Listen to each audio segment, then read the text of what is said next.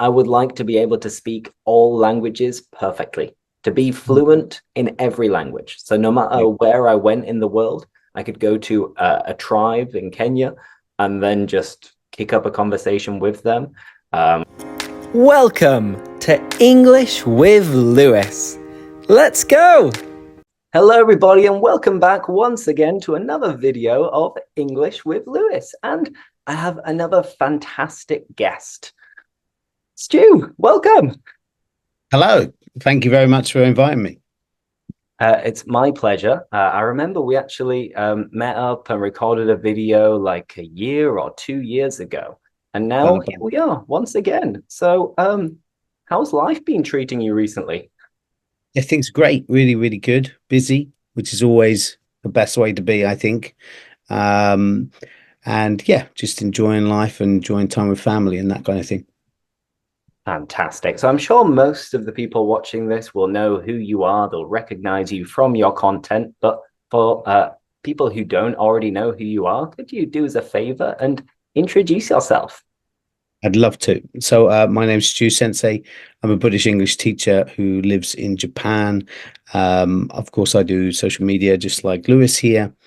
And I have been here in Japan for coming up to 10 years. I have a family, wife, and 2 kids, and I love my time here. It's so good. Perfect. So I think people can tell that you're in Japan at the moment from I the get the background.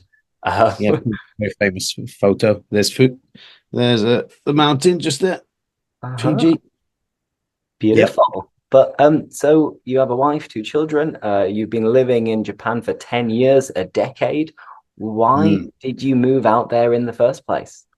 And my wife's Japanese, so we met in the UK. We both worked together for a few years, and then obviously during that time started a relationship, and then decided Japan. I wanted to try Japan anyway, and then we decided, yeah, let's give it a go. And actually, at that point, the visa process was far simpler to come to Japan than to go to UK for her. So it all kind of worked in the favor of moving to Japan, and I've been here ever since. Right. So were there any like cultural shocks that you had at the beginning? Was it difficult to adjust to your new surroundings? It's a good question. I mean, before I came, I did a lot of research. Like I was really, I had a bit of time, maybe about a year before I officially came over, where I was just finding out as much information as I could before moving. A lot of people who come over here really struggle to adapt to the different culture, but I think because I put all that time in, it done me a world of favors, you know. So I yeah, there's a bunch of things that are slightly different, of course, but I think I managed to kind of slide in quite nicely and transition well. The biggest culture shock is probably obviously the language is going to be one, but I think that's a given. But if we're going to talk about other types of culture shock, it's probably the one that will shock most people is um, in the UK, we're very used to, we have a set time for working. We tend to, if we work over that time, we get paid extra for it. People are very thankful if you stay later. But in Japan, it's kind of expected. It's part of the package. So you say your hours are from 9 till 5. You might be expected to stay potentially an hour extra quite frequently, maybe daily. So that when I started to work for someone else, that was a bit of a shock. But I did read about it before. I kind of knew, and I've done jobs where I've worked a lot in the past for myself. So I don't mind doing the extra elbow, putting in the extra elbow grease, you know. So it's all good. A nice little expression. You said that you put in the extra elbow grease. Put in the extra elbow grease, yes. What does it mean? Just to put in the extra effort, basically, in the simplest form. Yeah, so doing the extra hours would be a an example of that, let's say. Exactly. Perfect. It's interesting because I think a lot of people are very interested and fascinated by Japan as a culture, a history, and a country. I know from many of my Spanish students, when I ask them if they could choose any place to visit, many of them say Japan. And it's weird that few people say China, for example, which is another very huge country, very close to Japan. So in your opinion, what do you think it is that fascinates people so much about Japan and Japanese culture? It's a great question. I think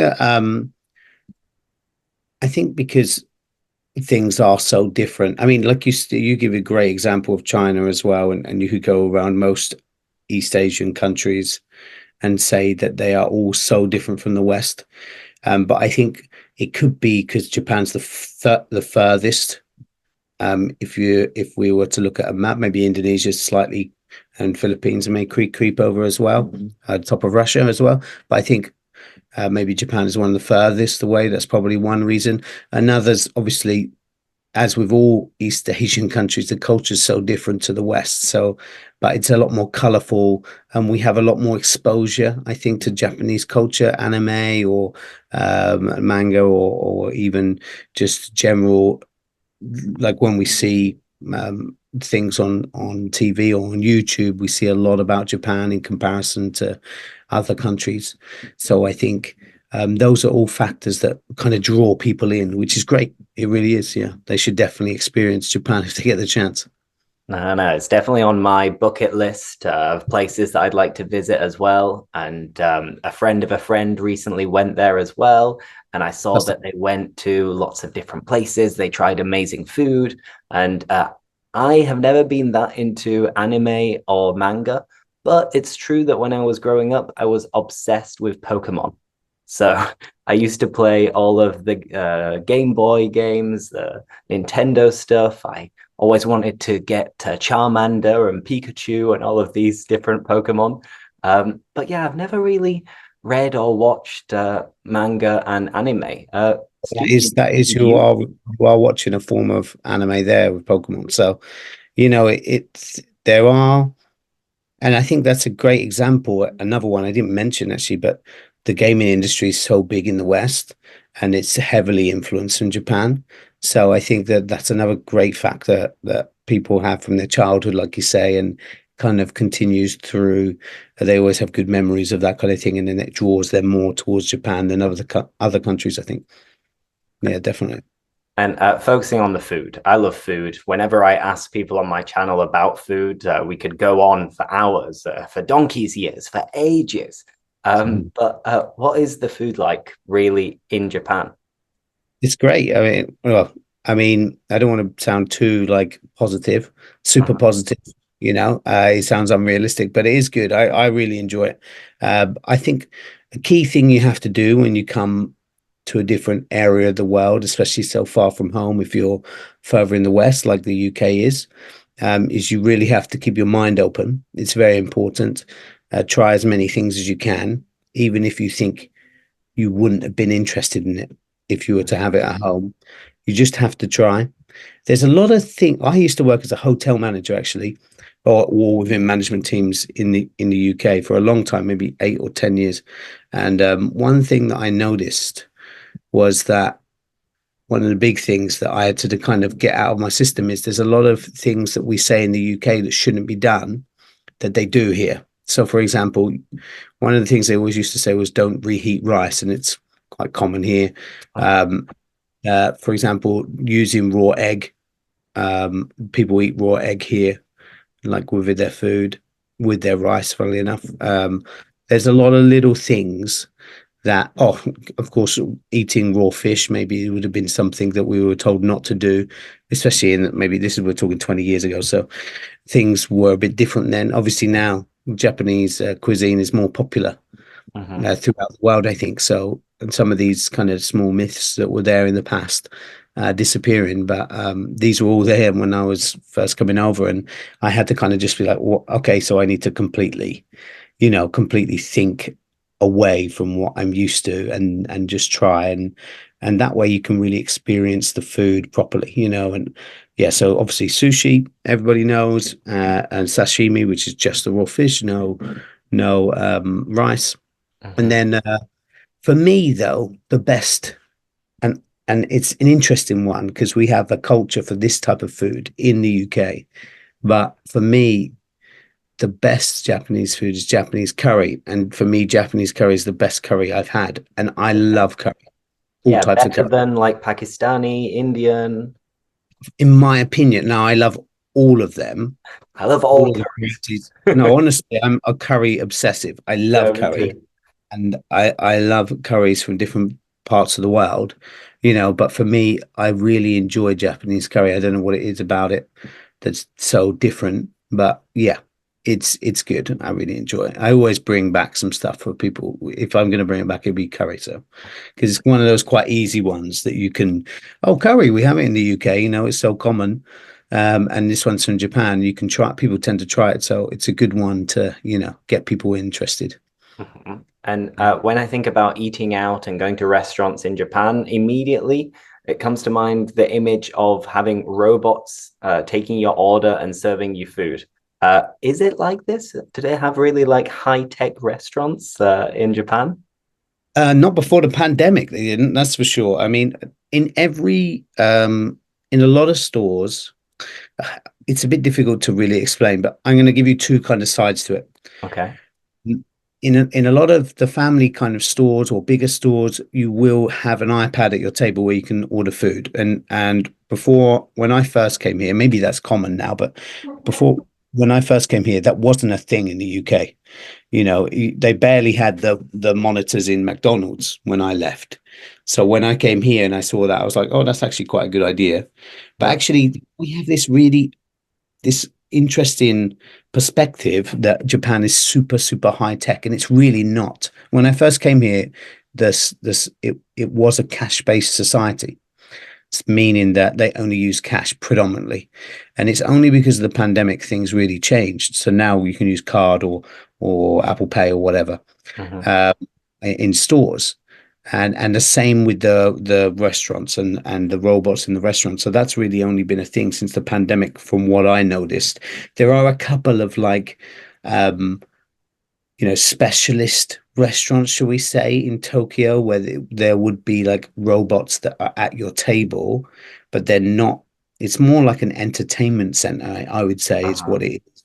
Not so much like they come and take your order, but there are now the like the Daleks going around. They look like cats. The robots that Uh-huh. go around giving you your food. Yeah, that is a thing, which is a great invention from the pandemic. I think that was become popularized here. Exactly. No, Yeah. it sounds interesting. And the fact that it was a cash-based society before the pandemic as well is quite shocking. Obviously, around the world, we had to adapt and change very quickly to be able to accept card payments instead of just cash. But with Japan, like I said, usually from the UK and Europe, we have this perception that Japan is really, really high tech. But then at the same time, it's famous for its history and its temples and all of these really, really old-fashioned Yeah. traditions that go back millennia. Yeah. Yeah, exactly. So that like a good example of something that's relatively new. It's not like this year, but I'm going to say relatively new. Again, a thing from the pandemic is like going to the till and touching your card. And Mhm. that's not everywhere. But when I went back to the UK, I've only just come back last week. You can barely pay in cash now, it feels. Yeah. And that shocked me because I come over with cash because obviously being the person on holiday now. So I came over with cash and you can't use it. It's like actually kind of irritating. Mhm. So as a tourist, so I'm seeing the opposite side now, and it's very, very fascinating. And also a big surprise going. Sorry, I know we're gone to the UK here, but I was in London and going on like the bridge next to the London Eye and next to Big Ben, and there's buskers on the bridge, and you can pay by card. And I was like, "That's what's going on here? That's like crazy! Like I couldn't even imagine it, you know." So that's No, super. I know what you mean 100%. Even here in Brussels, I remember going to the cinema like a couple of months ago, and it was very expensive. And usually you pay and then you have your popcorn, your Coke, or whatever. But then if you go to the bathroom, you don't have to pay because you've already paid for your ticket. Of course, that's what the normal common sense would tell you. But then there was somebody waiting in the bathroom saying, like, oh, it's €1 if you want to go to the bathroom. I was like, seriously? But anyway. I don't have any cash. I don't have any change. So can I just go anyway? And then she got out like the card reader machine. And And I was like, seriously? Okay, whatever. And then I ended up paying with my phone €1 just to go to a toilet, which Wow. really gets on my nerves. But Yeah. Gets your well, we'll return to Japan a little bit, and then we'll go over some random questions that we're going to take it in turns asking each other. But obviously, going to another country, moving there, you've been there for a decade now. What has it been like learning the language? Yeah, I mean, there's been ups and downs, I'd say, on my journey. Unfortunately, one of the negative sides of being an English teacher is I just speak English most of the Yeah. time, you know. And living in Japan, I have two kids, so at home I only speak in English for their benefit, you know. So it's really affected my Japanese learning, I would say. Now, I worked for 5 years in a company here where they kind of forbid using Japanese as an English teacher, which is fine. I get that. But yeah, that really kind of halted for the first while my Japanese studying is probably the best way to put it. Before I came, I did some studying. I nailed down two of the alphabets. There's three alphabets, or characters, shall we say, rather than, but there's three sets of them. So I nailed down the two most necessary ones, which was a great benefit before coming over. But then what I found is since running my own thing, I left a job after 5 years and now I run my own business. So since then, I've been able to put more time and effort into the language. So, and there's it's so different from English that you have to kind of unlearn things in a way. Okay. Yeah. So, like, you know, we have its simplest version would be the structures, for example. So, you'd have to reorder the sentence in a different way. So, I prefer to think of it as I just learning a completely different system and try not to associate too much between the two. And then that way it's helped me out a lot more. Mhm. So, yeah, with, Japanese is obviously very difficult. Like I said, three sets of characters you have to learn. One of them is over 10,000, which is quite tricky, obviously. Most native speakers only know about 2,000. So Uh-huh. 2,000 to 5,000, let's say. So that gives me a bit of hope, a bit of hope. But yeah, there's still a lot to do, of course. Like it sounds like it's just like an endless journey. And I guess that's the same with any language. Like if you want to maintain a language, you need to use it all the time. You need to consume the material. You need to listen to podcasts, watch videos, and stay in touch with the language, whether that's with English, Spanish, or any language. But then if we take it to the higher level of most difficult languages to learn, like Arabic, Japanese, Korean, Chinese, at least for Europeans, like I don't think I'm brave enough to take on the challenge of learning one of these languages because I've got experience learning European languages, which are in theory the easy languages to learn, but even still it's so hard to feel confident to express yourself. So I can imagine how tricky it is for Japanese. Ugh. It's challenging, but whatever you do, you just have to go for it. You know that it's great having theory of stuff, but just like with your job, if you only had theory and you didn't apply any of it, you'd never move forward. And when we think of work, we force ourselves to move forward actually because we think we must, because we need the money. You know, so if you're in a new job, you force yourself to meet new people there. You force yourself to try and push yourself to the next level because you want to improve your lifestyle, you know, and it should be the same. We have to take that same mindset into language learning. So obviously one of the biggest issues that seem to appear, I work with a lot of students actually in the UK who have lived there for a while and have struggled to, you know, be able to speak in English there because they've created their own community of users of their own language. So really it's building confidence and supporting them to use the language. But the problem they had is they stopped using it. Actually, they still had the knowledge; it's all there. They just stopped using it. So, and they've been in the UK for 2, 3, 5 years, and they're stuck in like lower end jobs, you know. So for all of us who want to get to a usual lifestyle or a lifestyle where we want to be, wherever you are, and use English to maybe improve it or support your lifestyle, you have to start using it as much as possible. And I learned the same here using Japanese. As I say, if you don't use it, you lose it. And we have to kind of Kind of. push ourselves out of our comfort zone in order Yeah. to be in these situations where you have to speak, you have to express yourselves. And I have the same problem sometimes when it comes to practicing, I don't know, French, because I've been studying French for the last couple of years. And I've got to a level where I can get by and I can do all the things I need to do. But then I don't really have French speaking friends. And if I don't have that, then it's hard to just walk around speaking to myself all the time. It's a good trick, but it's not the be all and end all. At some point, Yeah. you do need authentic, genuine conversations with people in order to test yourself and practice, because it's like working out, it's like going to the gym. If you don't do it, then it gets harder and harder and you lose that skill. Yeah, 100%. Yeah. It's kind of like all those people that I said I teach, they have the language, but I always think of the mind like an attic, and we Okay. have stuff stuck in boxes, you know, all filled in boxes that are a bit dusty at the back of our brain, but we've stopped using them. And you know what it's like when you know you've got something in the attic, you've got to go and find it, and then you struggle to find it, you know, in your own home. I kind of think it's like that with language.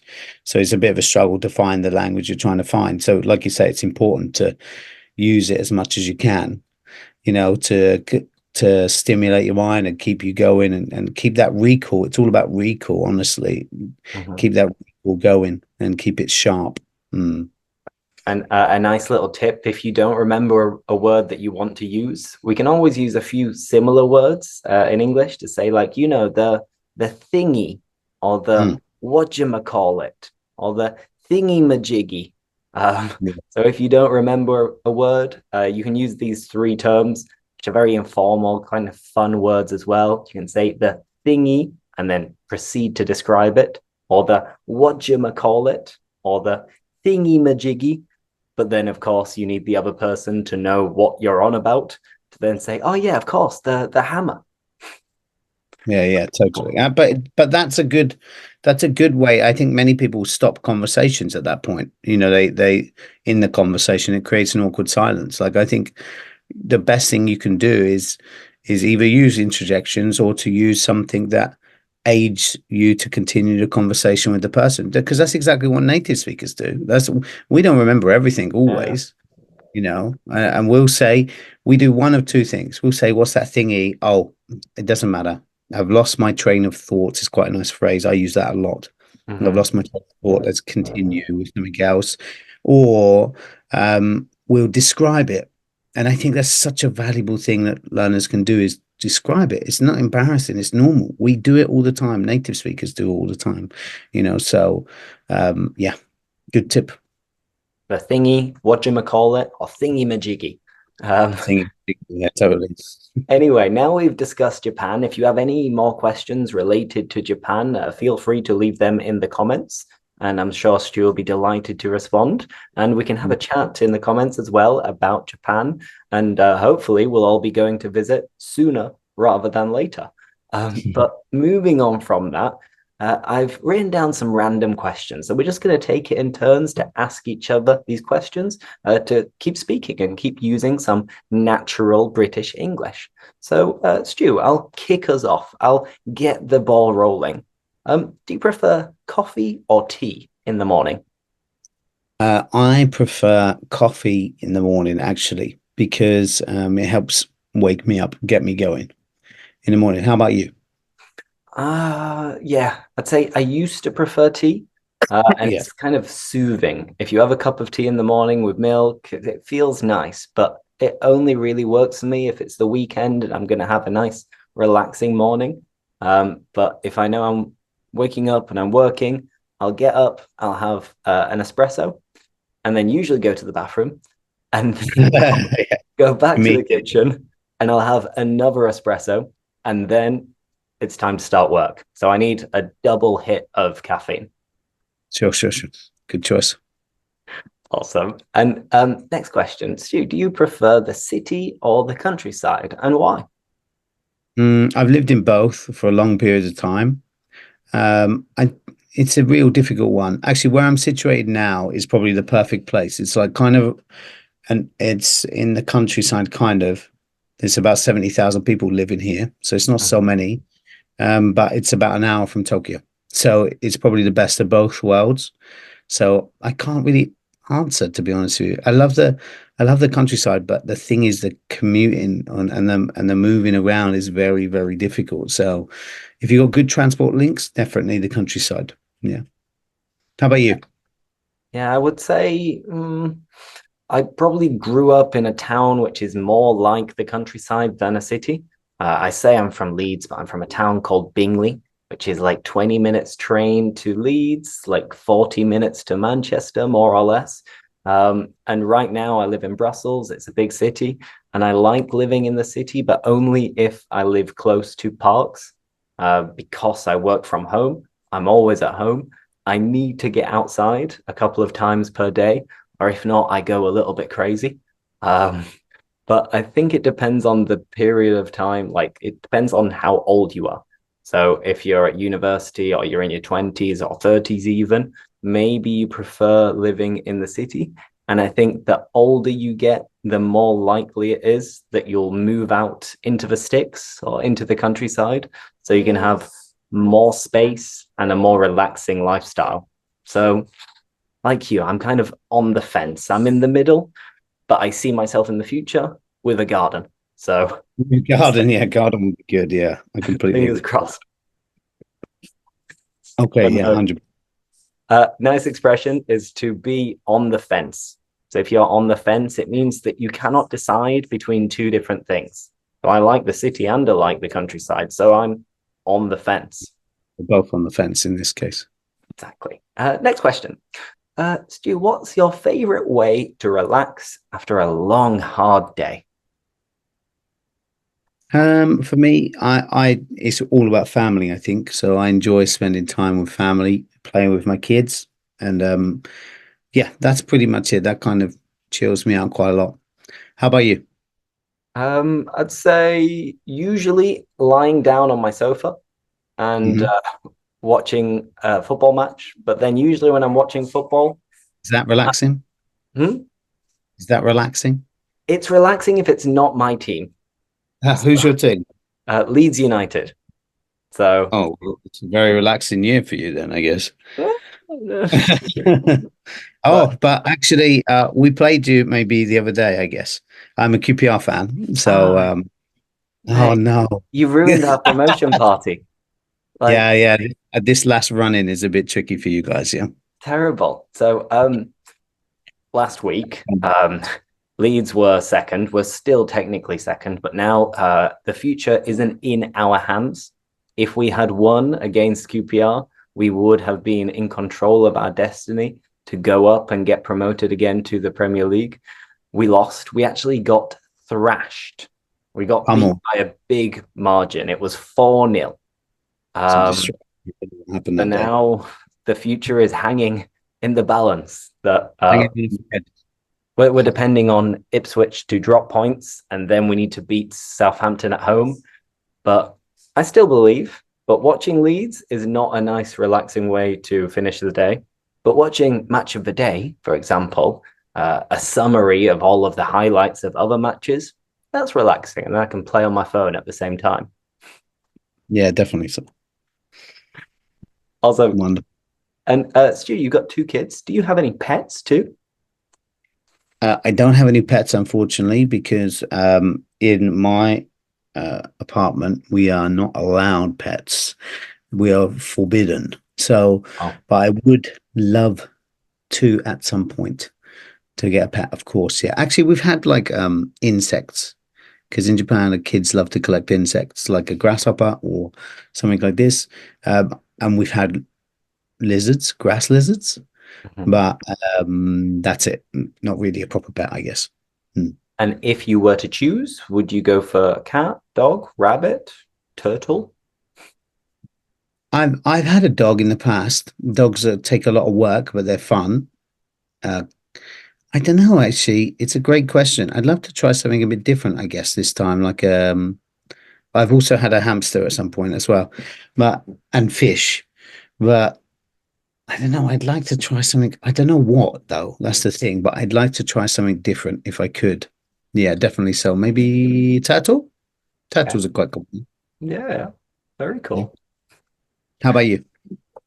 In my case, I used to have cats growing up all of the time, and then most recently got a dog who passed away about 5, 6 years ago now. So it's been quite a long time. But that was the family dog and family pets.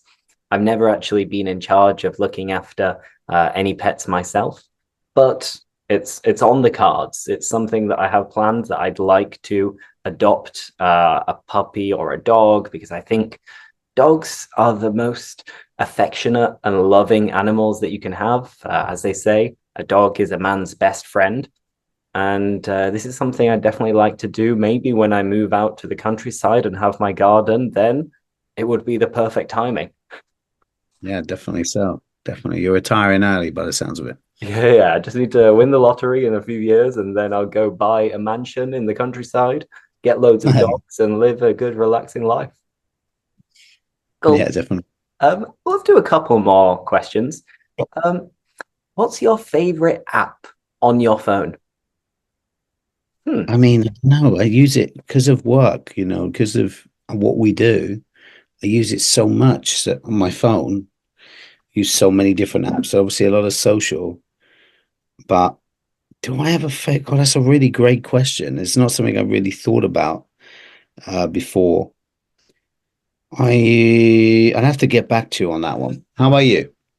Um, favorite? I'm not sure. My favorite is probably, actually, let me have a look because the ones that I use probably the most is Instagram. Yes. Um, like I upload stuff to TikTok, but honestly, I never use TikTok myself, so I never reply to any comments or anything like that. But YouTube and Instagram, I use quite a lot. I'd say if I had to choose, I'd probably say YouTube. Why not? Because there are a lot of videos I watch when I'm going to bed and I'm under the covers just before I fall asleep. I'll watch some random videos just before I nod off before I go to sleep. So yeah, if I had to choose, my number one app is YouTube. So YouTube, please monetize me now. Sure, sure, sure. Then if that happens, then YouTube is also my favorite. Exactly. Yeah, yeah. It happens to be. Here we are dreaming. Now, let's finish off with a final question, another hypothetical second conditional question. And it is, Stu, if you could have any superpower, what would it be and why?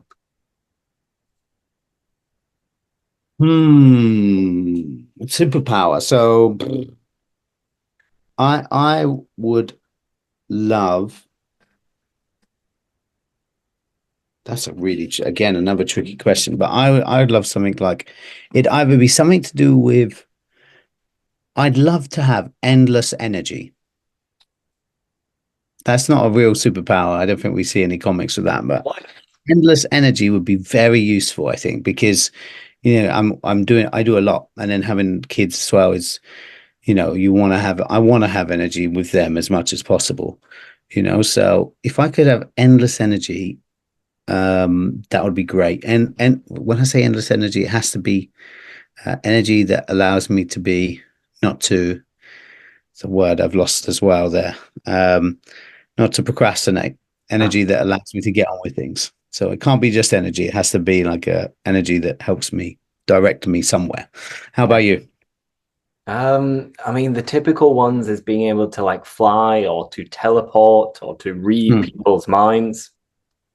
I think if I had to choose, given that we teach English and we like learning languages, I would like to be able to speak all languages perfectly, to be fluent in every language. So no matter Yeah. where I went in the world, I could go to a tribe in Kenya and then just kick up a conversation with them.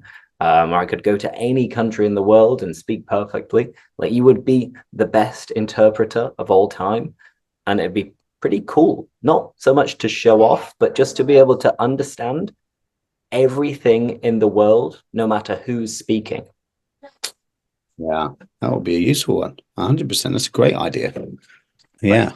100%. Yeah, when I win the lottery and I speak every language in the world and I have my dog and my house in the countryside, you're going to turn into Bruce Wayne.